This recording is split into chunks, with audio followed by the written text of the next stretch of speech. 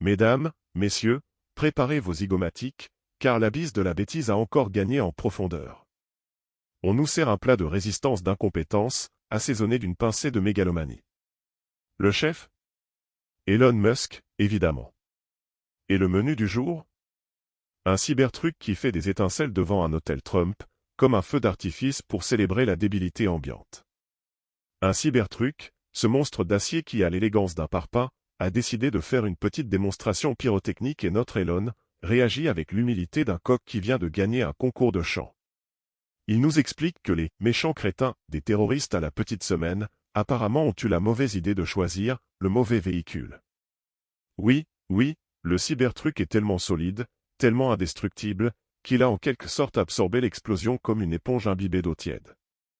La bombe, ou l'engin explosif artisanal du terroriste a vu son potentiel destructeur contenu par la carrosserie ultra-résistante du cybertruc. Le terroriste, un idiot qui n'a pas compris qu'il devait utiliser un autre véhicule pour ses folies explosives. On se croirait dans un mauvais film de science-fiction, mais c'est notre réalité. Donc, on a des terroristes tellement abrutis et c'est tant mieux, qu'ils choisissent la voiture la plus blindée du marché pour une attaque. On nous prendrait pas un peu pour des cons? C'est comme si un cambrioleur décidait de dévaliser une banque en portant un t-shirt « I love FBI ». Ce terroriste est vraiment un gros tagazou. Oui, il est fort pour nous vendre des chars d'assaut sur roues qui explosent et qui ne font pas le moindre dégât. On se dit, c'est le futur. Alors, analysons cette situation avec toute l'objectivité d'une huître. Un engin explosif est détoné près d'un cybertruc. Ce dernier est intact, ou presque.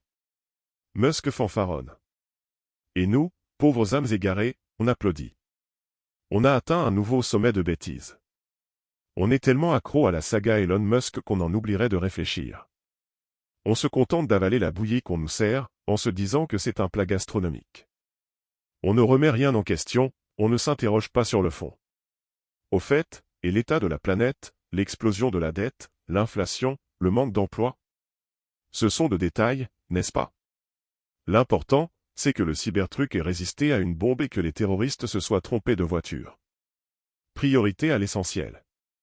On vit dans un monde où l'absurde a remplacé la logique. On est gouverné par l'idiotie.